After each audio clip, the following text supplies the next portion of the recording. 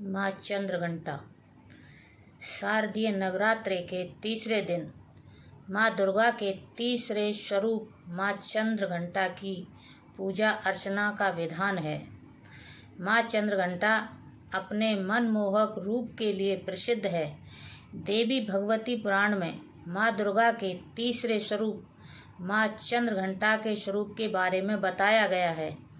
माँ चंद्रघंटा के स्वरूप की बात करें तो माता के गले में सफ़ेद फूलों की माला सुशोभित है और वह बाघ पर सवार होती हैं।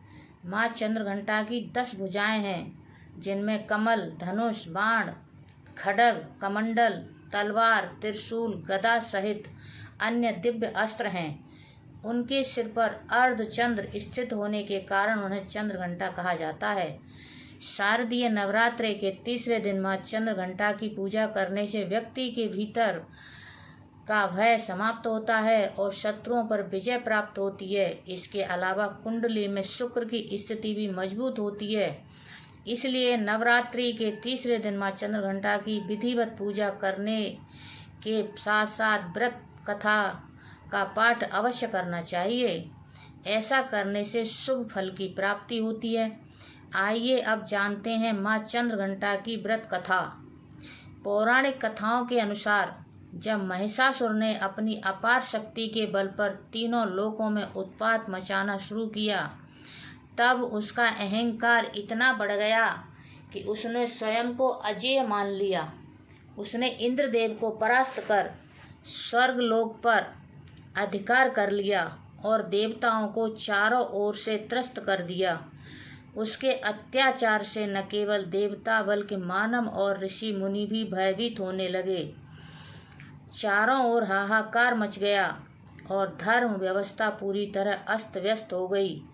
इस संकट की घड़ी में सभी देवता एकत्र होकर ब्रह्मा, विष्णु और महेश के पास पहुँचे। उन्होंने महिषासुर के आतंक और अत्याचारों की कथा सुनाई। देवताओं की पीड़ा सुनकर त्रिदेव अत्यंत क्रोधित हो उठे। उनके क्रोध की ज्वाला से उनके मुखमंडल से एक प्रचंड और दिव्य ऊर्जा प्रकट हुई। यह ऊर्जा तेजोमय प्रकाश के रूप में एकत्रित होकर एक अद्वितीय और अलौकिक स्वरूप वाली देवी में परिणत हुई। यही देवी आगे चलकर माँ दुर्गा के नाम से विख्यात हुई। देवी को युद्ध के लिए सशक्त करने हेतु सभी देवताओं ने अपने अपने दिव्य अस्त्र शस्त्र उन्हें अर्पित किए। भगवान शंकर ने उन्हें अपना त्रिशूल प्रदान किया। भगवान विष्णु ने सुदर्शन चक्र, इंद्रदेव ने दिव्य घंटा, सूर्य ने तेज और तलवार दी, वायुदेव ने उन्हें वेग, वरुण देव ने शंख, अग्निदेव ने शक्ति, यमराज ने गदा और कुबेर ने अमोघ अस्त्र दिए। अन्य देवताओं ने भी अपनी अपनी शक्तियां और शस्त्र माँ को अर्पित कर उन्हें अद्वितीय सामर्थ्य से संपन्न किया। साथ ही हिमालय ने देवी को सिंह रूपी दिव्य वाहन प्रदान किया, जिससे वे रणभूमि की ओर प्रस्थान कर सकें। सभी दिव्य शक्तियों से सुसज्जित होकर माँ दुर्गा ने माँ चंद्रघंटा के रूप में प्रकट होकर महिषासुर को ललकारा। एक ओर असुरों की विशाल सेना थी और दूसरी ओर माँ का अद्वितीय तेज। युद्ध कई दिनों तक चलता रहा। अंततः माँ ने अपने त्रिशूल और अन्य दिव्य अस्त्रों के प्रभाव से महिषासुर का वध कर दिया। महिषासुर के वध के पश्चात देवताओं और ऋषि मुनियों ने देवी का धन्यवाद किया और उनकी स्तुति की।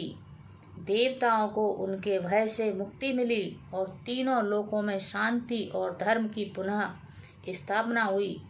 इस प्रकार माँ दुर्गा ने न केवल महिषासुर के आतंक से मुक्ति दिलाई, बल्कि यह संदेश भी दिया कि जब जब अधर्म और अत्याचार बढ़ेगा, तब तब दिव्य शक्ति धर्म और सत्य की रक्षा के लिए अवश्य अवतरित होंगी।